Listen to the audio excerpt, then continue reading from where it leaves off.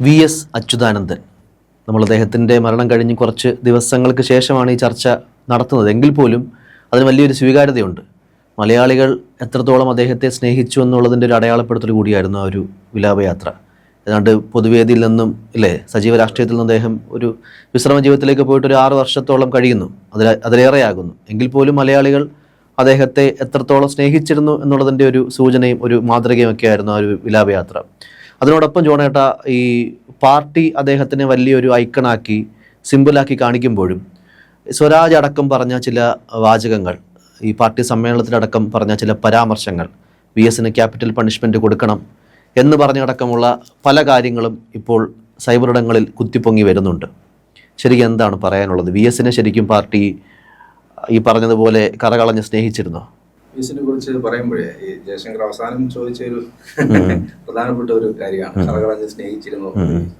അതിലേക്ക് വരുന്നതിന് മുമ്പ് നമുക്ക് പറയാനുള്ളത്, എനിക്ക് തോന്നുന്നു അദ്ദേഹത്തിന് 102 വയസ്സ്, 101 കഴിഞ്ഞിട്ട് 102 വയസ്സിലേക്ക് കടക്കുന്ന ഒരു സമയമാണ്. നമ്മൾ നേരത്തെ പറഞ്ഞ പോലെ 6 വർഷമായി അദ്ദേഹം പൊതുരംഗത്തില്ല, സജീവമായി രംഗത്തില്ല. എന്നാലും ഇടയ്ക്ക് അദ്ദേഹത്തിന്റെ ചില പ്രസ്താവനകളൊക്കെ വന്നിരുന്നു. എപ്പോഴും എന്തെങ്കിലും ഒരു വിഷയം നമ്മുടെ സംസ്ഥാനത്ത് നടക്കുമ്പോൾ VS എന്തു പറഞ്ഞു, അല്ലെങ്കിൽ VS എന്താണ് പറയുന്നത് എന്ന് കേൾക്കാൻ താല്പര്യത്തോടെ കാതുകൂർപ്പിച്ചിരുന്ന ആളുകളാണ് നമ്മൾ ഓരോരുത്തരും. അടിമുടി ഒരു പോരാളിയായിരുന്നു. നമ്മള് ഈ ഇങ്ങനെ അടിമുടി ഒരു പോരാളി എന്ന് പറഞ്ഞു പോകുമ്പോൾ ഒരുപക്ഷെ അന്നത്തെ ഒരു കാലഘട്ടം നമുക്ക് മനസ്സിലാകാതെ പോകുന്ന ചെറുപ്പക്കാരുണ്ട്. അതായത് അദ്ദേഹത്തിന് 4-ാമത്തെ വയസ്സിൽ അമ്മയെ നഷ്ടപ്പെടുന്നു, 11-ാമത്തെ വയസ്സിൽ അച്ഛനെ നഷ്ടപ്പെടുന്നു. പിന്നീട് അദ്ദേഹം, അറിയാവുന്ന ചരിത്രമാണ്, പിന്നീട് അദ്ദേഹം കുടുംബത്തിന് വേണ്ടിയിട്ട് ജ്യേഷ്ഠന്റെ പഠനം നിർത്തിയിട്ട് ജ്യേഷ്ഠന്റെ കടയിൽ പോകുന്നു, ജൗളിക്കടയിൽ ജോലിക്ക് പോകുന്നു. അത് കഴിഞ്ഞ് അദ്ദേഹം തൊഴിലാളിയാവുന്നു. ആ തൊഴിലാളി 17-ാമത്തെ വയസ്സിൽ അദ്ദേഹത്തിന് പാർട്ടി അംഗത്വം സഖാവ് P. കൃഷ്ണപിള്ളയാണ്. അന്ന് തന്നെ അദ്ദേഹത്തിന് മനസ്സിലാവുന്നു ഈ ചെറുപ്പക്കാരനിൽ, ഈ പയ്യനിൽ ഒരു ഉത്തമനായ ഒരു കമ്മ്യൂണിസ്റ്റ് ആണ്, വിപ്ലവകാരിയുണ്ട്. നമ്മൾ ഓർക്കേണ്ട ഒരു കാര്യം, അന്ന് ബ്രിട്ടീഷ് ഭരണമാണ്. അതെ, ആ ബ്രിട്ടീഷ് ഭരണകാലം നമ്മൾ കേട്ടിട്ട്, നമ്മൾ പഠിച്ചിട്ടേ ഉള്ളൂ. VSനോട് എന്തുകൊണ്ടാണ് ഇത്രയും ആദരവും സ്നേഹവും എന്ന് ചോദിച്ചാൽ വളരെ പ്രധാനപ്പെട്ട കാര്യങ്ങളിൽ ഒന്ന്, ആ കാലഘട്ടത്തിൽ ജീവിച്ചിരുന്ന രാഷ്ട്രീയ നേതാക്കന്മാരാരും തന്നെ ഇപ്പോ ഇല്ല. സമകാലികരായിട്ടുള്ള ആളുകൾ ആരുമില്ല, VS മാത്രമേ ഉള്ളൂ. കരുണാകരനൊക്കെ ഉണ്ടായിരുന്നു, അദ്ദേഹം അന്തരിച്ചിട്ട് കുറെ വർഷങ്ങളായി. നായനാരുണ്ടായിരുന്നു, അദ്ദേഹവും നിര്യാതനായി. അങ്ങനെ പറയാവുന്ന കുറെ, നമുക്കറിയാവുന്ന കുറെ നേതാക്കന്മാരുണ്ട്. അപ്പോ അതുപോലെ തന്നെ രാജഭരണകാലമാണ് ഈ രണ്ട്. ബ്രിട്ടീഷുകാർ ഭരിക്കുന്നു, ഇവിടെ രാജഭരണം. ഈ രണ്ട് കാലഘട്ടത്തിൽ ജീവിച്ച ആ സമയത്തും ഈ കർഷക തൊഴിലാളികൾ, കാർഷിക വൃത്തിയാണ് നമ്മുടെ പ്രധാനപ്പെട്ട, മനുഷ്യന്റെ സ്വാതന്ത്ര്യങ്ങൾക്കൊക്കെ വളരെ പരിമിതികളുള്ള സമയമാണ്. അപ്പോ കർഷകരെ സംഘടിപ്പിക്കുക, കർഷകർക്ക് ജോലി ചെയ്താൽ കൂലി ഇല്ലാത്ത ഒരു സമയമാണ്. അവർക്ക് കൂലി കുറവെന്നുള്ളതല്ല, കൂലി ഇല്ല, ജോലി ചെയ്യണം, ശമ്പളം കിട്ടത്തില്ല, ക്രൂരമർദ്ദനം. അപ്പൊ ഈ അവകാശ പോരാട്ടത്തിന് വേണ്ടിയിട്ടാണ് VSനെ കുട്ടനാട്ടിലേക്ക് പറഞ്ഞു വിടുന്നത്. മറ്റൊരു പ്രധാനപ്പെട്ട കാര്യം, ഇന്ന് നമ്മൾ അനുഭവിക്കുന്നത്, നമുക്കിപ്പോ ജയശങ്കറിന് ഇപ്പൊ എന്നെ വിളിക്കണമെങ്കിൽ എന്നെ ഇപ്പൊ ഫോണിൽ വിളിച്ചു കിട്ടിയില്ല, ഒരു വാട്സപ്പ് മെസ്സേജ് ഇട്ടാണ്. കമ്മ്യൂണിക്കേഷന് വളരെ എളുപ്പമാണ്. അന്നത്തെ കാലത്ത് ഇതൊന്നുമില്ല. അന്ന് ചുറ്റും ഇരുട്ടാണ്, വൈദ്യുതി ഇല്ല. ഈ വൈദ്യുതി ഇല്ലാത്ത, ആശയവിനിമയ ഉപാധികൾ യാതൊന്നുമില്ലാത്ത, വാഹനങ്ങൾ ഇല്ലാത്ത കാലത്താണ്, പട്ടിണിയും പരിവട്ടവുമായിട്ടുള്ള ഒരു കാലത്താണ്. അദ്ദേഹം പട്ടിണി അനുഭവിച്ച മനുഷ്യനാണ്. പലപ്പോഴും ആളുകളൊന്നും, നമ്മളൊക്കെ ഒരു നേരം വിശന്ന് ഭയങ്കര ബഹളം ഉണ്ടാക്കുന്ന ആളുകളാണ്.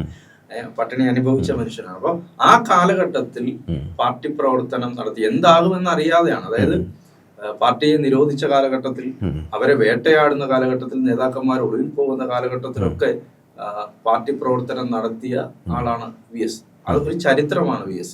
100 വർഷത്തെ ഒരു, ഇങ്ങനെ KSRTC ആ വണ്ടി ഓടിച്ച, ആ വിലാപയാത്രയുടെ ആ വാഹനം ഓടിച്ച ഡ്രൈവർ പറഞ്ഞ വാചകമാണ്. 100 വർഷത്തെ ചരിത്രമാണ്. ആ 100 വർഷത്തെ ചരിത്രത്തെയാണ് 102 വയസ്സായ മനുഷ്യൻ മരിച്ചപ്പോ, സാധാരണഗതിയിൽ 102 വയസ്സായ ഒരാൾ മരിക്കുമ്പോൾ അത്ര വേദനയൊന്നും ആളുകൾക്ക് തോന്നില്ല. അത്രയും പ്രായമായി ഒരു മനുഷ്യൻ സ്വാഭാവികമായിട്ടുള്ള മരണത്തിലേക്ക് കടക്കേണ്ട സമയം അതിക്രമിച്ചു എന്ന് പോലും പറയേണ്ടി വരും. അതെ. പക്ഷെ 102 വയസ്സായ ഒരു മനുഷ്യൻ മരിക്കുമ്പോൾ എന്തുകൊണ്ടാണ് ആളുകൾ വേദനിക്കുന്നതെന്ന് ചോദിച്ചാൽ, ഈ പറഞ്ഞ കാലഘട്ടം കടന്ന് ഈ വേദനയെല്ലാം അനുഭവിച്ച്, അപ്പൊ അനുഭവിച്ചപ്പോ അദ്ദേഹത്തിന് ഈ പാവങ്ങളോടൊപ്പം നിൽക്കണം, പട്ടിണി പാവങ്ങളോടൊപ്പം നിൽക്കണം, എന്നുള്ള ചിന്ത എല്ലാ കാലത്തും ഉണ്ടായിരുന്നു. അദ്ദേഹം ഏത് പദവി അലങ്കരിച്ചിരിക്കുമ്പോഴും ഇല്ലേ ഉണ്ടായിരുന്നു. മനസ്സ് സാധാരണ ജനങ്ങൾക്കൊപ്പം അടിസ്ഥാന വർഗത്തിനൊപ്പമായിരുന്നു. പിന്നെ മറ്റൊരു VS ഉണ്ട്, അതായത് പാർട്ടി സെക്രട്ടറി ആയിരുന്ന VSഉം പാർട്ടി സെക്രട്ടറി സ്ഥാനം ഒഴിഞ്ഞതിന് ശേഷം ആദ്യ തവണ പ്രതിപക്ഷ നേതാവായ VS അല്ല, 92 മുതൽ 96 വരെ പ്രതിപക്ഷ നേതാവായിരുന്നു. ആ VS അല്ല, അത് കഴിഞ്ഞിട്ടുള്ള VS ഉണ്ട്. പിന്നെ പ്രതിപക്ഷ നേതാവ് ആ സമയത്ത് 96-ൽ അദ്ദേഹത്തെ പാർട്ടി, അവിടെയാണ് ഈ 96-ൽ അദ്ദേഹത്തെ മാരാരിക്കുളത്ത് പാർട്ടി തന്നെ തോൽപ്പിക്കുകയായിരുന്നു. അന്ന് CIT-ന്റെ ശക്തമായ ലോബി അദ്ദേഹത്തെ തോൽപ്പിച്ചു. ആ 96-ൽ ഒരുപക്ഷെ VS ജയിച്ചിരുന്നെങ്കിൽ VS ആണ് മുഖ്യമന്ത്രി, അത് വരാതിരിക്കാൻ വേണ്ടി തോൽപ്പിച്ചു. അവിടെ മുതൽ മാറുന്ന ഒരു VS ഞാനൊക്കെ കാണുന്ന എൻ്റെ ഒക്കെ ഒരു ചെറുപ്പത്തിലുള്ള രൂപമുണ്ട്. ഈ കണ്ണാടി അല്ല VS-ന്റെ അന്ന് കണ്ണാടി, വേറൊരു പഴയ കാലത്തെ കണ്ണാടി, ഇങ്ങനെ ഉള്ള എപ്പോഴും ചിരിക്കാത്ത ഗൗരവമുള്ള മുഖം. അന്ന് നയനാരാണ് എപ്പോഴും പൊതുസമൂഹത്തിന് വളരെ സ്വീകാര്യൻ. രസീന, അദ്ദേഹത്തിന്റെ പ്രസംഗം കേൾക്കാൻ ആളുകൾ കൂടുന്നു, തമാശകൾ പറയുന്നു. അപ്പൊ അന്ന് നായനാരാണ്. EMS ജീവിച്ചിരിപ്പുണ്ടെങ്കിൽ പോലും നായനാരോടാണ് കൂടുതൽ ആളുകൾക്ക് ഒരു എന്താ നയപരമായിട്ട് കാര്യങ്ങൾ കൊണ്ടുപോകുന്നതിലും വലിയ മിടുക്കനാണ്. അതെ.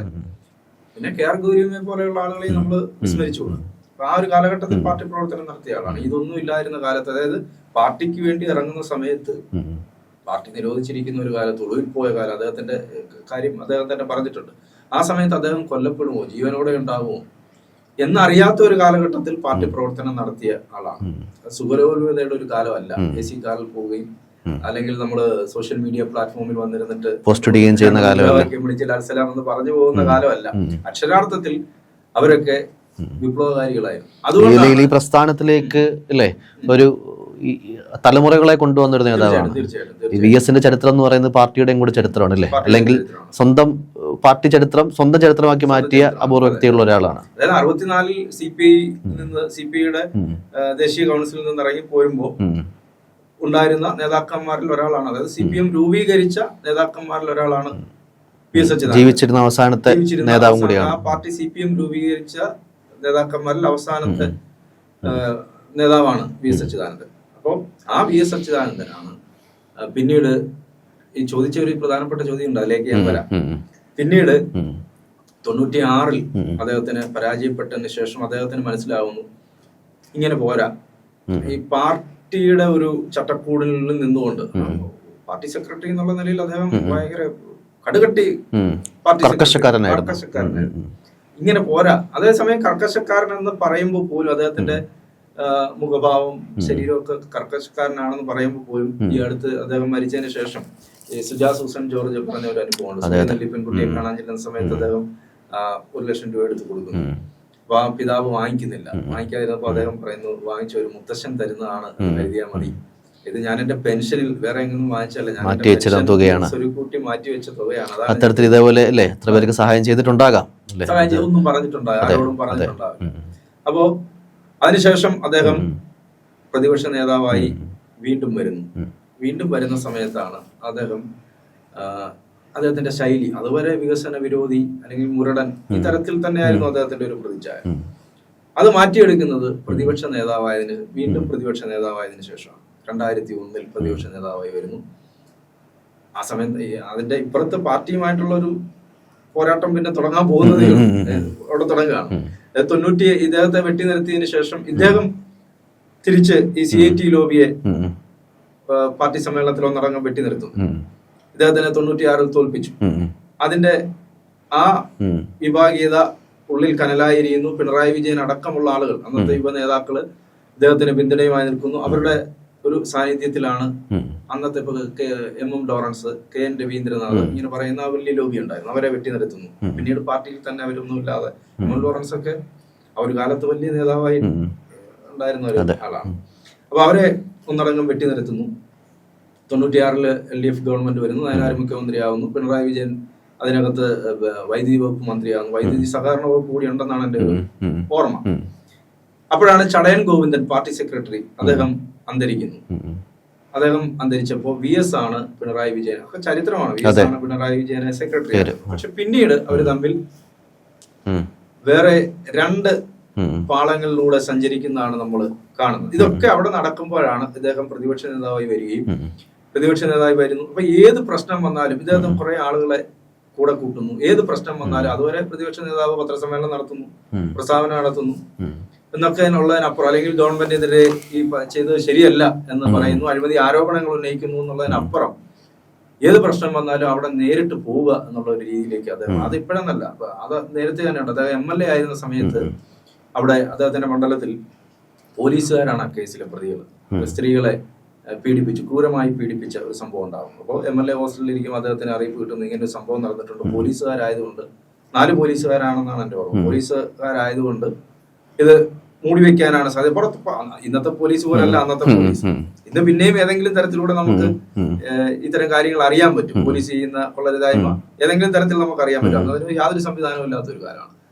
അപ്പൊ VS പാതിരാത്രി ഒരു കാറും എടുത്ത് അവിടെ പോയി. അപ്പൊ അസംബ്ലി നടക്കുന്ന സമയമാണ്. അവിടെ ചെന്നിട്ട് ഈ സ്ത്രീകളെ കാണുന്നു. സ്ത്രീകളെ കണ്ടിട്ട് അവരിൽ നിന്ന് വിവരങ്ങൾ ശേഖരിക്കുന്നു. ശേഖരിച്ചിട്ട് വെളുപ്പിന് 8 മണിക്ക് ഇവിടെ അസംബ്ലി കൂടുന്നതിന് മുമ്പ് അസംബ്ലിയിൽ വരുന്നു. വന്നിട്ട് അദ്ദേഹമാണ് പുറം ലോകത്തെ ഈ വിവരം അറിയിക്കുന്നത്. അല്ലെങ്കിൽ ആ പോലീസുകാർ ആ കേസ് ഒതുക്കി ഒരു രക്ഷപ്പെട്ടു പോയത്. അപ്പൊ അത് അന്നും അദ്ദേഹത്തിന്റെ ഉള്ളിൽ സംഭവങ്ങളിൽ നേരിട്ട് ഇടപെടുക എന്നുള്ള ഒരു ശൈലിയുണ്ട്. തിരുവഞ്ചൂർ രാധാകൃഷ്ണൻ പറഞ്ഞ ഒരു കാര്യമുണ്ട്. മുല്ലപ്പെരിയാർ വിഷയത്തിന്റെ കേസിലാണെന്ന് തോന്നുന്നു. അതുമായിട്ട് ബന്ധപ്പെട്ട് നിൽക്കുന്ന സമയത്ത് പ്രതിപക്ഷ നേതാവായിരുന്ന അദ്ദേഹം കുറെ കാര്യങ്ങൾ ഗവൺമെന്റിനെതിരെ ഉന്നയിക്കുന്നു. അപ്പൊ തിരുവഞ്ചൂർ പറഞ്ഞൊരു കാര്യം ചെയ്യാം, അങ്ങനെയാണെങ്കിൽ നേരിട്ട് നമുക്ക് അവിടെ പോയി കാണാം. ശരി, നേരിട്ട് പോയി കാണാം, അങ്ങയുടെ സൗകര്യം കൂടെ പറ എന്ന് പറഞ്ഞിട്ട് VS-നോട് പറയുന്നു. VS നാളെ തന്നെ പോവാം, വേറെ ആരെങ്കിലും അങ്ങനെ പറയും, ശരി നാളെ തന്നെ പോവാം എന്ന് പറഞ്ഞിട്ട് ആ പ്രായത്തിൽ 82 വയസ്സ് 80 കഴിഞ്ഞ ഒരു പ്രായമാണെന്ന് ഓർക്കണം. ആ സമയത്താണ് അദ്ദേഹം പോകുന്നത്. 82-ാമത്തെ വയസ്സിലാണ് മുഖ്യമന്ത്രിയാകുന്നത്. അപ്പൊ ഏത് പ്രശ്നം ഉണ്ടായാലും അവിടെ എല്ലാം നേരിട്ട് ഇടപെടുക, പോവുക. അപ്പം മതികെട്ടാൻ മല കയറുക ചെറുപ്പക്കാർക്ക് പോലും പറ്റുന്ന കാര്യമല്ല. ആ പ്രായത്തിൽ അദ്ദേഹം മല കയറുന്നു. കഞ്ചാവ് തോട്ടം PC ജോർജ് പറയുന്നു, അവിടെ മുഴുവൻ കഞ്ചാവ് തോട്ടമാണ്, കഞ്ചാവ് ചെടിയാണ്, പോകണം എന്ന് പറഞ്ഞാൽ അദ്ദേഹം അതിന് കയറുന്നു. അപ്പോൾ മറ്റൊരു പ്രധാനപ്പെട്ട കാര്യം, അദ്ദേഹത്തെ ആദ്യകാലത്ത് ഈ വികസന വിരോധി എന്നൊക്കെ പറഞ്ഞെങ്കിൽ ഇപ്പൊ നമ്മൾ 2018 പ്രളയം വന്നതിന് ശേഷം നമ്മൾ മനസ്സിലായി VS പറഞ്ഞാണ് ശരി. VS മണ്ണിന് വേണ്ടിയിട്ട് പരിസ്ഥിതിക്ക് വേണ്ടി അങ്ങനെ ഒരു രാഷ്ട്രീയക്കാരന് നിലകൊള്ളില്ല. അങ്ങനെ ഒരു പരിസ്ഥിതി രാഷ്ട്രീയം ഇതിലേക്ക് ഇൻകോർപ്പറേറ്റ് ചെയ്യുന്ന ഒരു വ്യക്തി VS ആണ്. കാരണം എനിക്ക് തോന്നുന്നു VS വളർന്നു വന്ന ഒരു സാഹചര്യമുണ്ട്. ആ സാഹചര്യം അദ്ദേഹത്തിന്റെ മനസ്സിലുള്ള, അദ്ദേഹം പ്രവർത്തിച്ചതും കർഷക തൊഴിലാളികളോടൊപ്പമായിരുന്നു. മണ്ണിൽ ചവിട്ടി നിന്നാണ് അദ്ദേഹം പ്രവർത്തിച്ചത്. അപ്പൊ അതുകൊണ്ടായിരിക്കും ഒരുപക്ഷെ അദ്ദേഹത്തിന് ആ ഒരു സ്നേഹമുള്ളത്. അപ്പൊ എന്തായാലും എല്ലാ പ്രശ്നങ്ങളിലും ഇടപെടുന്ന ഒരാളായി വരും. അതുവരെ പ്രതിപക്ഷ നേതാവ് എന്ന് പറയുമ്പോൾ നമ്മൾ കണ്ട ഒരു രീതി മാറ്റിയിട്ട്, അതായത് യഥാർത്ഥത്തിൽ അദ്ദേഹം ഒരു സമര പോരാളിയാണ്. ആ സമര പോരാളി എന്നുള്ളത് അദ്ദേഹം പ്രതിപക്ഷ നേതൃസ്ഥാനത്തിരുന്നു കൊണ്ട് ജനങ്ങൾക്ക് വേണ്ടി എന്ത് ചെയ്യാം എന്നുള്ളത് തെളിയിച്ചു. അങ്ങനെ പ്രതിപക്ഷ നേതാവായിട്ട് അദ്ദേഹം ഗംഭീര പെർഫോമൻസ് നടത്തുന്ന സമയത്താണ് 2006 തെരഞ്ഞെടുപ്പ് വരുന്നത്. 2006 തെരഞ്ഞെടുപ്പ് വരുമ്പോൾ പാർട്ടി തീരുമാനിക്കുന്നു സഖാവ് VS-ഉം സഖാവ് പിണറായി വിജയൻ അന്ന് സംസ്ഥാന സെക്രട്ടറിയാണ്, രണ്ടുപേരും മത്സരിക്കേണ്ടതില്ല. പല പരസ്യ പ്രതികരണങ്ങൾക്കും ഒടുവിലല്ലേ അവർ തമ്മിലുള്ള ഭിന്നതകൾ പോലും പബ്ലിക്കായിട്ട് അഡ്രസ് ചെയ്യപ്പെടുന്ന ഒരുപാട് സംഭവങ്ങളൊക്കെ ഉണ്ടാകുന്നു. അപ്പോൾ ആളുകൾ വിചാരിച്ചിരിക്കുന്നത് VS ആണ് അടുത്ത മുഖ്യമന്ത്രി സ്ഥാനാർത്ഥി. PB എന്ന് എനിക്ക് തോന്നുന്നു ഇവർ രണ്ടുപേരും വെളിയിലാക്കപ്പെട്ട സമയം പിന്നീടാണല്ലേ മുഖ്യമന്ത്രി ആയതിനു ശേഷം. അതിനു മുമ്പാണ് ഈ 2012 അപ്പോൾ ഏകദേശം 2005 മുതൽ VS വിഭാഗം എന്നുള്ളത് VS-ന്റെ കൂടെ നിന്നവരെയൊക്കെ പാർട്ടിയിൽ വെട്ടിയൊതുക്കപ്പെടും. പിന്നെ ഒറ്റയ്ക്ക് VS ആണ് പോരാട്ടം നയിക്കുന്നത്. പാർട്ടിയുടെ ശരികേടുകൾ എന്ന് അദ്ദേഹത്തിന് തോന്നിയതിനെയൊക്കെ അദ്ദേഹം തിരുത്താൻ ശ്രമിക്കുന്നു. അത് ഇവിടെ ഇപ്പുറത്ത് അദ്ദേഹത്തിന്റെ രാഷ്ട്രീയ എതിരാളികൾക്കെതിരെയും പാർട്ടിക്കുള്ളിലും അദ്ദേഹം തിരുത്തൽ ശക്തിയായി മാറുകയാണ്. അപ്പോഴാണ് 2012 ജയശങ്കർ ചോദിച്ച ആ ചോദ്യത്തിലേക്ക് വരികയാണ്. അപ്പൊ ഇത് പറഞ്ഞു വന്നതിന്റെ കൂട്ടത്തിൽ 2012 തിരുവനന്തപുരത്ത് പാർട്ടിയുടെ സംസ്ഥാന സമ്മേളനം നടക്കുന്നു. അപ്പോൾ ആ സമയത്ത് VS പാർട്ടിക്കെതിരെ ചില കാര്യങ്ങൾ പാർട്ടി ചെയ്യുന്നത് ശരിയല്ല, നയപരമായി ശരിയല്ല എന്ന് പറയുന്ന ഒരു കാലഘട്ടമാണ്. പാർട്ടി സെക്രട്ടറിയുമായിട്ട് മാനസികമായി നല്ല ബന്ധമല്ല. അപ്പോഴാണ് ക്യാപിറ്റൽ പണിഷ്മെന്റ് എന്ന വാക്ക്, അത് ഒരാളെ ഇല്ലാതാക്കുക എന്നുള്ളതാണ് ക്യാപിറ്റൽ പണിഷ്മെന്റ് എന്ന് പറയുന്നത്. VS-ന് ക്യാപിറ്റൽ പണിഷ്മെന്റ് കൊടുക്കണം എന്ന് അന്നത്തെ ഒരു യുവ നേതാവ് പറഞ്ഞു എന്നുള്ള വാർത്ത വരുന്നു. ആരും നിഷേധിക്കുകയോ അല്ലെങ്കിൽ അങ്ങനെ പറഞ്ഞിട്ടില്ല എന്നൊന്നും ആ സമയത്ത് പറയുന്നില്ല. അപ്പൊ അന്ന് ഇപ്പൊ പുറത്തു വരുന്ന വാർത്ത, അന്ന് VS പറഞ്ഞു, അപ്പം VS-നെതിരെയാണ് ഇങ്ങനെ പറഞ്ഞത്, പാർട്ടിക്കെതിരെ അദ്ദേഹം പ്രവർത്തിക്കുന്നു എന്നുള്ളത് കൊണ്ട് ഇദ്ദേഹത്തിന് ക്യാപിറ്റൽ പണിഷ്മെന്റ് കൊടുക്കണം, വിഭാഗീയതയുടെ പ്രതീകമാണ് VS, അതുകൊണ്ട് ക്യാപിറ്റൽ പണിഷ്മെന്റ് കൊടുക്കണം എന്ന് M സ്വരാജ് പറഞ്ഞു എന്നാണ് പുറത്തു വന്ന റിപ്പോർട്ട്. എന്നാൽ DYFIയുടെ പ്രസിഡന്റാണ് സ്വരാജ്. അപ്പം വി എസിന് മറുപടി കൊടുക്കാൻ അവസരം ആ സമ്മേളനത്തിൽ പാർട്ടി കൊടുക്കുന്നില്ല. അപ്പൊ അദ്ദേഹം പറഞ്ഞു ഞാൻ എന്റെ വഴി നോക്കിക്കൊള്ളാം എന്ന് പറഞ്ഞിട്ട് പൊതുസമ്മേളനത്തിൽ അദ്ദേഹം ഈ ക്യാപിറ്റൽ പണിഷ്മെന്റ് കൊടുക്കണമെന്ന് പറഞ്ഞതിന് മറുപടി പറയുന്നുണ്ട്. 43 കർഷക തൊഴിലാളികളെ സംഘടിപ്പിച്ച ആ സമര ചരിത്രം മുതൽ അന്ന് 4 പേര് തൂക്കിലേറ്റപ്പെട്ട കഥയും സംഭവവും അതോടൊപ്പം പുന്നപ്രവലാറിലുണ്ടായ വെടിവെപ്പും ഇതൊക്കെ കണ്ട് പ്രവർത്തിച്ച ആളുകളാണ് ഞങ്ങൾ. അതായത് ഏത് നിമിഷവും തൂക്കിലേറ്റപ്പെടാം എന്നുള്ള സ്ഥിതിയിൽ പ്രവർത്തിച്ച ആളുകളാണ്. മരണത്തിൽ നിന്ന് ഒരിക്കൽ തിരികെ വന്ന വ്യക്തി കൂടിയാണ്. ക്രൂരമായ പോലീസിന്റെ പീഡനമുറകളിൽ നിന്നും അദ്ദേഹത്തെ എടുത്ത് കാട്ടിക്കളയാനാണ് പറഞ്ഞത്. മരിച്ചു എന്ന് കരുതി കൂടെ കയറിയോണ്ടാണ് അദ്ദേഹത്തിന് പിന്നെ പുതിയൊരു ജീവിതം കാട്ടിക്കൊണ്ട് കളഞ്ഞെങ്കിൽ അദ്ദേഹം മരണപ്പെട്ടു പോയാൽ. അപ്പൊ അങ്ങനെ വന്ന ഞങ്ങളെ ക്യാപിറ്റൽ പണിഷ്മെന്റ് വി എസ് അച്യുതാനന്ദന് ക്യാപിറ്റൽ പണിഷ്മെന്റ് തരണം എന്ന് ചിലരൊക്കെ പറയുന്നുണ്ട്. അങ്ങനെ ഞങ്ങളെ പേടിപ്പിക്കേണ്ട എന്നാണ് അദ്ദേഹം അന്ന് മറുപടി കൊടുത്തത്. അതിനുശേഷം അദ്ദേഹം മുഖ്യമന്ത്രിയായിട്ട് ജനങ്ങൾ വലിയ രീതിയിൽ പിന്നെ പ്രതിഷേധം നടത്തുന്നു. ആ പ്രതിഷേധത്തിന്റെ ഒടുവിൽ അദ്ദേഹത്തിന് ഇത് 2006 അദ്ദേഹം പിന്നെ മുഖ്യമന്ത്രിയാണ്.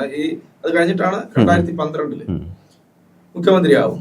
അപ്പൊ എല്ലാ കാലത്തും ഇങ്ങനെ പാർട്ടിയും, അതായത് ഒരു കാലഘട്ടം കഴിഞ്ഞതിന് ശേഷം പാർട്ടിയും വി എസും നമുക്കറിയാവുന്നത് രണ്ടുപേരും രണ്ടായിട്ട് തന്നെയാണ്. പക്ഷെ ഒരിക്കലും വി എസ് പാർട്ടിയിൽ നിന്ന് പുറത്തു പോകണം എന്ന് ആഗ്രഹിച്ച ആളല്ല. കാരണം പാർട്ടിയിൽ നിന്ന് പുറത്തു പോയാൽ അദ്ദേഹത്തിന് അറിയാം, പിന്നെ അദ്ദേഹത്തെ സംബന്ധിച്ച് ആ പോരാട്ടം അവസാനിക്കുകയാണ്. പാർട്ടിക്കുള്ളിൽ നിന്നുകൊണ്ട് പോരാടും. KR ഗൗരിയമ്മ പാർട്ടിയിൽ നിന്ന് പുറത്തുപോയി വിപ്ലവ നായികയാണ്. നമ്മളൊക്കെ ആരാധനയോടെ നോക്കിക്കാണുന്ന ഇപ്പോഴും കാണുന്ന KR ഗൗരിയമ്മ. ഒരു കാലത്ത് എനിക്ക് ഓർമ്മയുണ്ട്, എന്റെ ചെറിയ പ്രായത്തിലുള്ള മുദ്രാവാക്യം കേരള നാട്ടിൽ KR ഗൗരി മുഖ്യമന്ത്രി എന്ന് പറയുന്നത്. KR ഗൗരി ഇതണക്ക് സമാനമായിട്ടുള്ള പീഡനങ്ങൾ ഇല്ലേ, പിന്നെ കൊടിയ പീഡനങ്ങൾ ജയിലിൽ നിന്ന് ഏറ്റുവാങ്ങിയിട്ടുള്ളതാണ്. ആ ഒരു കോട്ട് പോലും ശരിക്കും മലയാളികൾ ഒരിക്കലും മറക്കുന്നതല്ല. ഈ ലാത്തിക്ക് പ്രചരണ ശക്തി ഉണ്ടെങ്കിൽ ലാത്തി കുഞ്ഞുങ്ങളെ പ്രസവിച്ചതിന് എന്ന് ഒരു സ്ത്രീ പറയുന്നത് അന്നോളം കേട്ടുകേൾവിയില്ലാത്ത, അല്ലെങ്കിൽ ഇല്ലേ നമുക്ക് ഇമാജിൻ ചെയ്യാൻ മാത്രം പറ്റുന്ന അത്തരം സന്ദർഭങ്ങളിലൂടെ കടന്നു വന്ന ഒരു വിപ്ലവകാരിയാണ്. ഇന്നത്തെ കാലത്ത് ഈ സമര പോരാട്ടം എന്ന് പറയുന്നത് എന്താ, പോലീസ് സ്റ്റേഷൻ അവിടെ ചെന്ന് നമ്മൾ മാർച്ച് നടത്തുന്നു, പോലീസ് ജലപീരങ്കിയായിട്ട് വരുന്നു, കണ്ണീർവാതകം പ്രയോഗിക്കുന്നു, പിന്നെ ആ സ്റ്റേജ് എല്ലാം കഴിഞ്ഞു കഴിയുമ്പോഴാണ് ലാത്തി ചാർജ് നടത്തുന്നത്. ഇതിനപ്പുറം ഒരു പോരാട്ടം ഉണ്ടോ? അതാണ് ഇപ്പോഴത്തെ പോരാട്ടം. അതൊന്നും അല്ല. പിന്നെ പോയി ജയിലിൽ 10-14 ദിവസം റിമാൻഡ് ആകുന്നു, 10-14 ദിവസം ജയിലിൽ കിടക്കുന്നു, തിരികെ ഇറങ്ങി വരുന്നു. ആ സമരം അല്ല അവരന്ന് നയിച്ചത്. അപ്പൊ അങ്ങനെ സമരം നയിച്ച ആളുകളെയാണ് പണിഷ്മെന്റ് പേടിപ്പിക്കാൻ നോക്കുന്നത്. അദ്ദേഹത്തിന്റെ മരണത്തിന് ശേഷം പിരപ്പങ്കോട് മുരളി, അദ്ദേഹം മുൻ MLA യും തിരുവനന്തപുരത്തെ പാർട്ടിയുടെ ജില്ലാ സെക്രട്ടറിയും അറിയപ്പെടുന്ന നാടകൃത്തുമായിരുന്നു പിരപ്പങ്കോട് മുരളി. അദ്ദേഹം മനോരമയിൽ അനുസ്മരണത്തിൽ എഴുതി ഇങ്ങനെ 2012 വി എസിന് ക്യാപിറ്റൽ പണിഷ്മെന്റ് കൊടുക്കണം എന്ന് ചർച്ചയുണ്ടായിരുന്നു. പേര് അദ്ദേഹം പറയുന്നില്ല. പക്ഷെ പിറ്റേന്ന് ഗോവിന്ദൻ മാഷ് വന്നിട്ട് പറഞ്ഞു M സ്വരാജ് അങ്ങനെ പറഞ്ഞിട്ടില്ല എന്ന്. ഗോവിന്ദൻ മാഷ് പിരപ്പങ്കോട് മുരളി പേര് പറഞ്ഞില്ല, പക്ഷെ ഗോവിന്ദൻ മാഷ് വന്ന് പേര് പറഞ്ഞു, സ്വരാജ് അങ്ങനെ പറഞ്ഞിട്ടില്ല എന്ന് പറഞ്ഞു. മാതൃഭൂമിയില് സുരേഷ് കുറുപ്പ്, ഇവരൊക്കെ ഈ സുരേഷ് കുറുപ്പൊക്കെ ഒതുങ്ങി. കാരണം വി എസിനൊപ്പം നിൽക്കുന്നു എന്നുള്ളത് കൊണ്ട് ഒതുക്കപ്പെട്ട ഒട്ടേറെ നേതാക്കന്മാരുണ്ട്. ഒരു കാലത്ത് ചെറുപ്പക്കാരുടെ ഐക്കണായിരുന്ന ഒരാളാണ് സുരേഷ് കുറുപ്പ്. 84 ഇന്ദിരാഗാന്ധിയുടെ വധത്തിൽ ആ സമയത്ത് വലിയ തരംഗമാണ്, സഹതാപ തരംഗമുള്ള സമയത്ത് കോട്ടയത്ത് ജയിച്ച ആളാണ് സുരേഷ് കുറുപ്പ്. ആ സമയത്ത് ജയിച്ച ആളാണ്. ആ ഇന്ദിരാ തരംഗത്തിനെ അതിജീവിച്ചുകൊണ്ട് ജയിച്ച ആളാണ് സുരേഷ് കുറുപ്പ്. അപ്പൊ സുരേഷ് കുറുപ്പ് എഴുതുന്നു, ഈ 2012 മാത്രമല്ല 2015 ആലപ്പുഴയിൽ നടക്കുന്ന സംസ്ഥാന സമ്മേളനത്തിൽ, ആ സമ്മേളനത്തിൽ നിന്ന് വി എസ് ഇറങ്ങിപ്പോയി. ആ സമ്മേളനത്തിന്റെ ചർച്ച മുഴുവൻ അവസാനം പിന്നെ വി എസ് കേന്ദ്രീകൃതമായി. കാരണം വി എസ് ഇറങ്ങിപ്പോയി, ഇതോടുകൂടി അദ്ദേഹത്തിലേക്കായി ഫോക്കസ് മുഴുവൻ. അതിനകത്ത് പറയുന്നത് ഒരു ചെറിയ പെൺകുട്ടി വി എസിന് ഇതുപോലെ ക്യാപിറ്റൽ പണിഷ്മെന്റ് കൊടുക്കണം എന്ന് പറഞ്ഞു. പിന്നെ 2012 ഡയസിലിരുന്ന ആരും തന്നെ അങ്ങനെ ഒരു ആക്ഷേപം ഉന്നയിക്കുമ്പോൾ ക്യാപിറ്റൽ പണിഷ്മെന്റ് കൊടുക്കണമെന്ന് പറയുമ്പോൾ സ്വരാജിനെ തടയുന്നില്ല. പകരം ഉന്നത നേതാക്കന്മാർ ഉൾപ്പെടെയുള്ളവർ അവിടെ ഇരുന്ന് ചിരിക്കുകയാണ് ഇത് കേട്ട് ചെയ്തതെന്നാണ് പിരപ്പങ്കോട് മുരളി പറയുന്നത്. ഇവിടെ 2015 ചെറിയ പെൺകുട്ടി പോലും അദ്ദേഹത്തെ, അതായത് ഇത്രയും വർഷത്തെ പാരമ്പര്യമുള്ള സ്ഥാപക നേതാവായ വി എസിനെ ക്യാപിറ്റൽ പണിഷ്മെന്റ് കൊടുക്കണം എന്ന് പറയുകയാണ്. ആ മനോവേദനയോടുകൂടിയാണ് അദ്ദേഹത്തിനെതിരെ കുറ്റ ആരോപണങ്ങളാണ് റിപ്പോർട്ട് മുഴുവൻ. ആ വേദനയോടുകൂടിയാണ് അദ്ദേഹം ഇറങ്ങിപ്പോയത്. അപ്പൊ പിറ്റേ ദിവസം ചിന്താ ജെറോം വന്നിട്ട് പറയുന്നു അങ്ങനെ പറഞ്ഞിട്ടില്ല എന്ന് പറയുകയാണ്. കുറച്ചുകൂടെ ക്ലിയർ ആയി ആരാണ് പറഞ്ഞത്.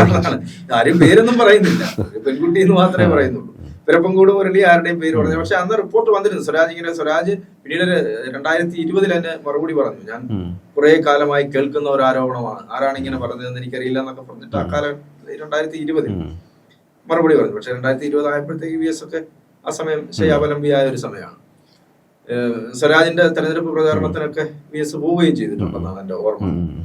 അത് പാർട്ടിയുടെ ഒരു രീതിയായി അദ്ദേഹം അത് മനസ്സിലാക്കുകയും ഒക്കെ ചെയ്ത് പാർട്ടിക്കുള്ളിൽ നിന്നുകൊണ്ട് പോരാട്ടം നയിച്ച് ഇപ്പൊ MVR-നെ അറിയാമല്ലോ. MVR വലിയ നേതാവ്, കണ്ണൂരിലെ വലിയ നേതാവാണ് MV രാഘവൻ. MV രാഘവനെ കഴിഞ്ഞ നമ്മൾ ഈ പറയുന്ന ഇപ്പൊ നമ്മുടെ ലൈം ലൈറ്റിൽ നിൽക്കുന്ന നേതാക്കന്മാരൊക്കെ ഉള്ളൂ.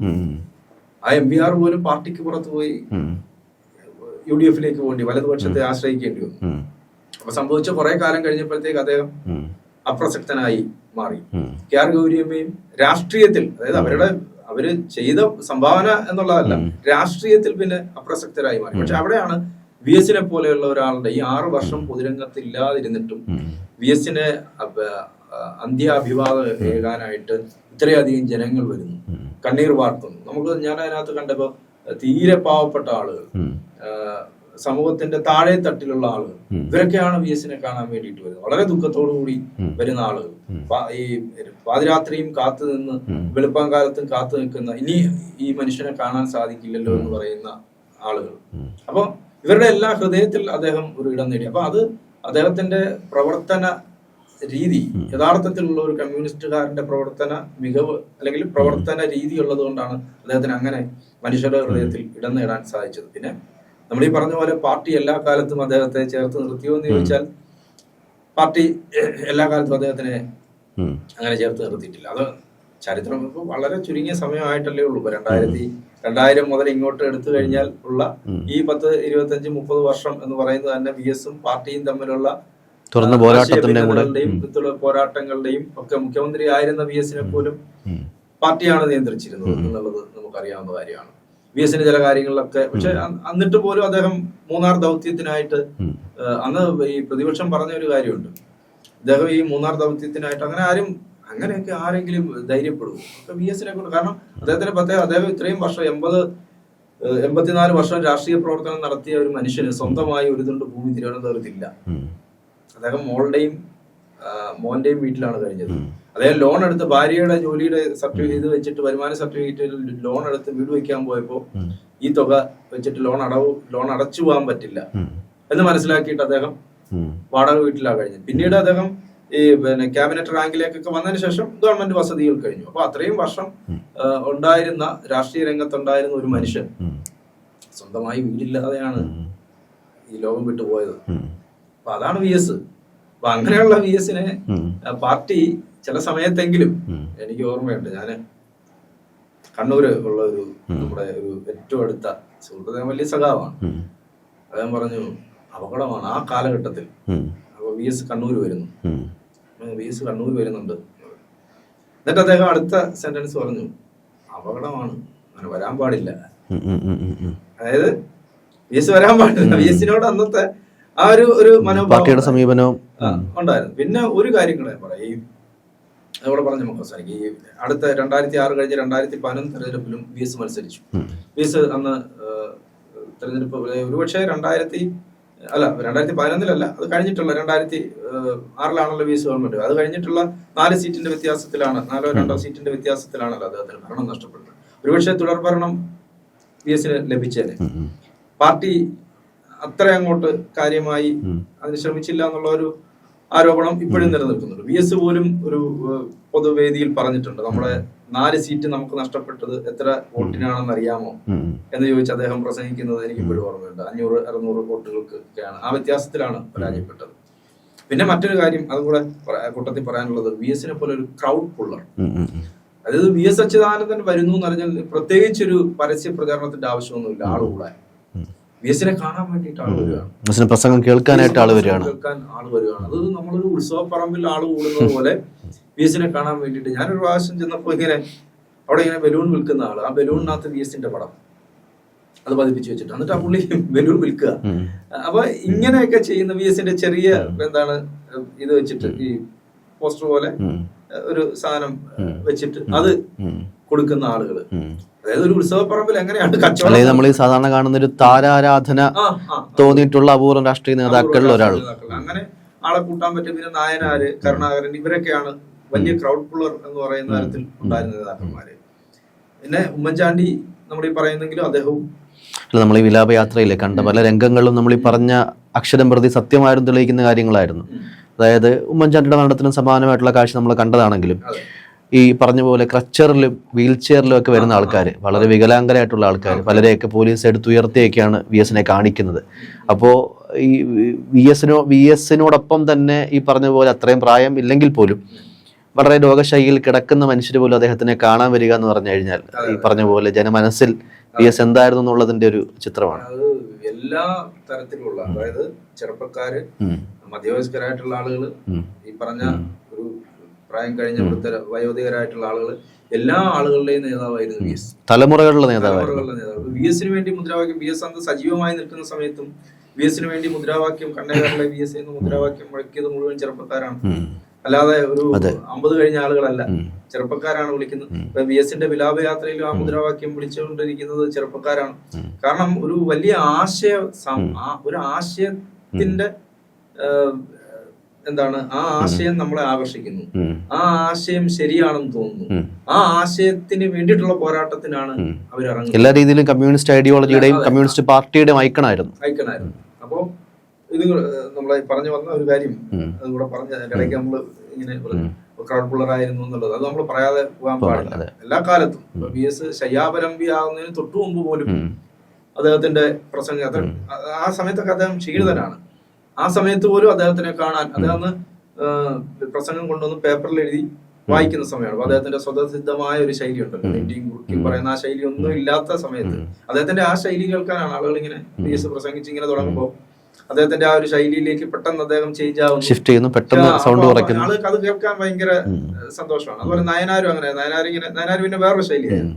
നയനാര് തമാശ പറയുന്ന അദ്ദേഹം കുറെ പേപ്പർ കട്ടിങ്സ് ഒക്കെ കൊണ്ടുവരികയും ഒക്കെ. പക്ഷെ വി എസ് വളരെ ചാട്ടുളി പോലെ എതിരാളികളെ അറ്റാക്ക് ചെയ്യുന്നതിന് യാതൊരു മടിയില്ല. പക്ഷെ അത് അദ്ദേഹത്തിന്റെ ആ ഒരു പ്രസംഗ ശൈലിയിൽ പറയുമ്പോൾ അത് ആളുകൾക്ക് ഇഷ്ടപ്പെടും. ഇപ്പൊ 2011 അദ്ദേഹം പ്രതിപക്ഷ നേതാവ്, 2016 വി എസിന്റെ വീണ്ടും മത്സരിക്കുകയാണ്. വി എസും പിണറായി ഒരുമിച്ച് മത്സരിക്കുന്നു. റിസൾട്ടൊക്കെ വന്നു. അപ്പൊ ഞാൻ ഈ റിസൾട്ട് വന്ന് അത് കഴിഞ്ഞിട്ട് മുഖ്യമന്ത്രിയെ തീരുമാനിക്കുന്ന പോളിറ്റ് ബ്യൂറോ മീറ്റിംഗ് നടക്കുന്ന സമയത്ത് ഞാൻ എൻ്റെ ഒരു സുഹൃത്തിന്റെ വീട്ടിലാണ്. അപ്പൊ ടി-വിയിൽ ഇത് കാണാം. അപ്പൊ അവർ എന്തോ ചടങ്ങ് നടക്കുന്ന കുറെ സ്ത്രീകളൊക്കെ അവിടെ ഉണ്ട്. അപ്പം പിണറായി വിജയനാണ് മുഖ്യമന്ത്രി എന്ന പ്രഖ്യാപനം വന്നു. അപ്പോ ആ സ്ത്രീകള് ഭയങ്കര ബഹളം, നമ്മൾ വോട്ട് ചെയ്തു, വി എസിനെ വോട്ട് ചെയ്തു, അപ്പൊ ഇതെന്തൊരു പണിയായി കാണിച്ചതെന്നൊക്കെ ചോദിച്ചിട്ട്. അപ്പൊ ഈ സ്ത്രീകളുടെ മനസ്സിൽ, അപ്പോഴാണ് ഞാൻ മനസ്സിലാക്കി, സ്ത്രീകളുടെ മനസ്സിൽ വി എസിനോട് അത്രയും ഒരു അടുപ്പം. അതുകൊണ്ടാണ് പല സ്ത്രീകളും എന്ന് പറയുന്നത് ഞങ്ങൾക്ക് വേണ്ടി നിന്ന നേതാവാണ്, സ്ത്രീകൾക്ക് വേണ്ടി, കുട്ടികൾക്ക് വേണ്ടി, ചൂഷണം ചെയ്യപ്പെടുന്നവർക്ക് വേണ്ടി നിന്ന നേതാവാണ്. അവിടെ നിന്ന് വി എസിനെ സ്വാധീനിക്കാനുള്ള ഒരാൾക്കും പറ്റില്ല. പീഡന അല്ലേ, ഈ പ്രതിസ്ഥാനത്ത് നിൽക്കുന്ന ആൾക്കാർ ആരാണെങ്കിലും അവരുടെ മുഖം നോക്കാതെ നടപടിയെടുക്കുന്ന ഒരു കരുത്തനായ നേതാവായിരുന്നു. സമയത്ത് ജഗതിക്കെതിരെയൊക്കെ തന്നെ ഇങ്ങനത്തെ ആരോപണങ്ങൾ ഉണ്ടാകുമ്പോൾ ഒരു പൊതുവേദിയിൽ ജഗതി ഉണ്ട് എന്നറിഞ്ഞതിന്റെ അടിസ്ഥാനത്തിൽ വി എസ് പിന്മാറി എന്ന് പോലും കേട്ടിട്ടുണ്ട്. പിന്മാറി. അപ്പൊ അത് അദ്ദേഹത്തിന്റെ ഒരു സ്റ്റാൻഡ് അങ്ങനെയാണ്. അതിപ്പോ നിലപാടാണ്. ആ നിലപാടിൽ നിന്ന് അദ്ദേഹം ഒരു കാലത്തും പിന്നോട്ട് പോയിട്ടില്ല. ഇപ്പൊ ടി.പി. ചന്ദ്രശേഖരൻ പിന്നെ കൊല്ലപ്പെടുന്നു. ആ കൊല്ലപ്പെടുന്ന സമയത്ത് ടി.പി. ചന്ദ്രശേഖരന്റെ ഭാര്യയെ ആശ്വസിപ്പിക്കാനായി, അത് ചരിത്രമാണല്ലോ, ആ ചിത്രം ഒരു ചരിത്രമാണ്. നെഞ്ചിലേക്ക് ചാഞ്ഞ്. അപ്പൊ അതൊക്കെ കാണുമ്പോ ഈ കമ്മ്യൂണിസ്റ്റ് ആശയം എന്ന് പറയുന്നത് സാധാരണക്കാരനൊപ്പം നിൽക്കുക, കർഷകർ, അടിസ്ഥാന വർഗം, അതാണല്ലോ സമ്പന്നർക്ക് വേണ്ടിയിട്ടുണ്ടായ പാർട്ടിയല്ലല്ലോ. അപ്പോ അതിനു വേണ്ടിയിട്ട് എക്കാലത്തും മരണം വരെയും അദ്ദേഹം ആ ആശയത്തിൽ നിന്ന് അണുവിട വ്യത്യാസമില്ലാതെ നിന്നുള്ളതാണ്. വി എസ് മുഖ്യമന്ത്രി ആയിരുന്ന സമയത്ത് നമ്മുടെ ചില സുഹൃത്തുക്കൾ, അതൊക്കെ ഒരു സംഘടനയാണ്. അപ്പൊ ഈ സംഘടന അവരുടെ ഓണത്തിന് വാർഷിക പതിപ്പൊക്കെ ഇറക്കുന്ന, ആ വാർഷിക പതിപ്പ് ഇറക്കാനായിട്ട് ഒരു ആശംസ, മുഖ്യമന്ത്രിയുടെ ആശംസ വേണം. അങ്ങനെ വി എസിനെ കാണാനായിട്ട് വി എസ് പറഞ്ഞു തരാൻ പറ്റില്ല, കാരണം നിങ്ങൾക്ക് ഞാൻ ഈ ആശംസ എഴുതി തന്നാൽ നിങ്ങൾ ഇത് വെച്ചിട്ട് എന്റെ പേര് വെച്ചിട്ട് നിങ്ങൾ കൂട്ടടിക്കാനുള്ള പരിപാടിയാണ്, തിരിച്ച് നിങ്ങൾ കൂട്ടടിക്കും, അതൊന്നും തരാൻ പറ്റില്ല. ഒരു ചവറയിൽ നിന്നുള്ള ആളുകളാണ്. പ്രേമേന്ദ്രൻ മന്ത്രിയാണ്, പ്രേമേന്ദ്രനാണ് അവരുടെ MLA. അപ്പൊ തൊട്ടപ്പുറത്ത് അദ്ദേഹമുണ്ട്, മന്ത്രിയുണ്ട്. അങ്ങനെ മന്ത്രി ചെന്ന് കണ്ടു, ഇങ്ങനെ വി എസ് ഇങ്ങനെ പറഞ്ഞു എന്ന് പറഞ്ഞു. VS ഇങ്ങനെ പറഞ്ഞു കേട്ടോ, പ്രേമേന്ദ്രൻ കൂടെ വന്നു, ഞാൻ വരാം, എന്നിട്ട് പറഞ്ഞു സഖാവ് ഇത് എന്റെ മണ്ഡലത്തിലെ ആളുകളാണോ, കുഴപ്പക്കാരല്ല, പ്രേമന്റെ ആളുകളാണോ, എങ്കിൽ പിന്നെ ഞാൻ, അതായത് ആ പ്രേമന്റെ ആളുകളാണോ എങ്കിൽ ഞാൻ തരാം എന്ന് പറഞ്ഞാൽ അവിടെയും വേറൊരു കാര്യം കൂടെ ഉണ്ട്. അതായത് അദ്ദേഹത്തിനൊപ്പം നിൽക്കുന്ന ആളുകളെ അദ്ദേഹം വിശ്വാസത്തിൽ എടുക്കുന്നു എന്നുള്ളത് കാര്യം കൂടെ അതിനകത്ത്. പ്രേമന്റെ ആളുകളാണെന്ന് പ്രേമം പറഞ്ഞാൽ കറക്റ്റ് ആണ് എന്നാണ് അതിനകത്ത് മറ്റൊരർത്ഥം. അപ്പൊ അങ്ങനെ എല്ലാ കാലത്തും അപ്പൊ നമ്മളിത് കേൾക്കുമ്പോൾ വിചാരിക്കുക ഇത് ചെറിയ കാര്യമല്ലേ, പക്ഷെ അതിൽ പോലും ശ്രദ്ധ പുലർത്തുന്നു എന്നുള്ളതാണ്. നിസ്സാരമായ ഒരു കാര്യത്തിൽ പോലും ശ്രദ്ധ പുലർത്തി എല്ലാ കാലത്തും ആ നിലപാടുകൾക്കൊപ്പം നിന്ന ആളാണ്. അതുകൊണ്ടാണ് അദ്ദേഹം ഈ 102-ാം വയസ്സിൽ വിടവാങ്ങുമ്പോഴും അദ്ദേഹത്തെ കുറിച്ച് നമ്മൾ ഓർക്കുമ്പോൾ പലപ്പോഴും നമുക്ക് പോലും വലിയ സങ്കടം, നമുക്ക് മരിക്കാൻ പാടില്ലായിരുന്നു, അദ്ദേഹം ജീവിച്ചിരിക്കണമായിരുന്നു എന്ന്. VS പകരം ആര് എന്നൊരു ചോദ്യമാണ്, അതാണ് എല്ലാവർക്കും ആളില്ല. കാരണം അതൊരു ചരിത്രം. കാരണം ഞാൻ അതുകൊണ്ട് ജയശങ്കറിനോട് ആദ്യം പറഞ്ഞത്, നമ്മൾ വായിച്ചു പഠിച്ച ചരിത്രമാണ് VS എന്ന് പറയുന്നത്. ബ്രിട്ടീഷ് ഭരണകാലം, രാജഭരണകാലം, ആ ഒരു കാലഘട്ടം, വിപ്ലവകാരികളെ വേട്ടയാടിയിടുന്ന ഒരു കാലഘട്ടം, അതുപോലെ എന്താണ് പറയുന്ന ജാതി ചിന്തകൾ അങ്ങേയറ്റം കൊടുമ്പിരി കൊണ്ടിരിക്കുന്ന ഒരു കാലഘട്ടം. ഈ ഒരു കാലഘട്ടത്തിൽ ജീവിച്ചു വളർന്ന ഒരു മനുഷ്യൻ പിന്നീട് ആ കാലം മാറുന്ന അനുസരിച്ച്, അതായത് എല്ലാ കാലത്തും ആശയം ഒന്നും തന്നെയായിരുന്നു നിലപാടിലെ, അല്ല എല്ലാ കാലത്തും VS ആ കാലത്തിനൊപ്പം സഞ്ചരിച്ചു എന്നുള്ളതാണ്. അതായത് ഇദ്ദേഹം പഴഞ്ചനായില്ല എന്നുള്ളതാണ്, അഡാപ്റ്റഡ് ആയി എല്ലാത്തിനോടും. ആ കാലത്തിനൊപ്പം, പക്ഷെ ഐഡിയോളജിയിലും ആശയങ്ങളിലും മാറ്റം വരുത്തിയിട്ടുമില്ല, മാറിയതുമില്ല. അതാണ് VS-ന്റെ പ്രത്യേകത. VS-നെ ഒരു കാരണവശാലും സ്വാധീനിക്കാൻ പറ്റില്ല. ഒരു സിനിമയുണ്ട്, ആ സിനിമ, അത് ഞാൻ ഈ പാർട്ടിയുടെ കാര്യം പറഞ്ഞുകൊണ്ടാണ്, VS ഒരു വലിയ വില്ലനാണ് എന്ന് ചിത്രീകരിക്കാൻ വേണ്ടിയിട്ട് എടുത്ത ഒരു സിനിമയാണ്. അതൊക്കെ അന്ന് ചെയ്ത ചില കാര്യങ്ങളാണ്. VS-ഉം VS-ന്റെ മകനും, നമ്മൾ ആ VS-ന്റെ മകനെ കണ്ടതാണല്ലോ, ഇത്രയും പിതാവിനോട് സ്നേഹമുള്ള, അല്ലെങ്കിൽ ഏതെങ്കിലും ഒരു ആരോപണം അദ്ദേഹത്തിനെതിരെ ചില കാര്യങ്ങൾ വന്നപ്പോഴും അതും കൂടെ ഉണ്ട്. അദ്ദേഹത്തിനെതിരെ, മകനെതിരെ ആരോപണം വന്നപ്പോൾ VS പറഞ്ഞത്, എന്റെ മകനെതിരെയും ഇങ്ങനെ ആരോപണം വന്നിട്ടുണ്ട്, അതും അന്വേഷിക്കും. എഴുതി വെച്ച് കൃത്യമായിട്ട് പേര് ഉൾപ്പെടെ പറഞ്ഞ് വായിച്ചു. അതായത് എന്റെ മകനെതിരെ ആരോപണം വന്നിരിക്കുകയാണ്, അതും അന്വേഷണത്തിന് വിടുകയാണ്, CBI അന്വേഷണത്തിന് വിടുകയാണ് പറഞ്ഞു. അതൊന്നും പറയണമെങ്കിൽ ഈ പറഞ്ഞ പോലെ ചില്ലറ ഗട്സ് അല്ല വേണ്ടത്. അതാണ് നിലപാടുകൾക്കൊപ്പം നിന്നു, പോരാളിയായിരുന്നു. വിശേഷിപ്പിക്കാൻ വേറെ ഏതെങ്കിലും വാക്കുണ്ടെങ്കിൽ അതുപോലും തികയാതെ വരുന്ന ഒരാളാണ് VS എന്ന് പറയുന്നത്.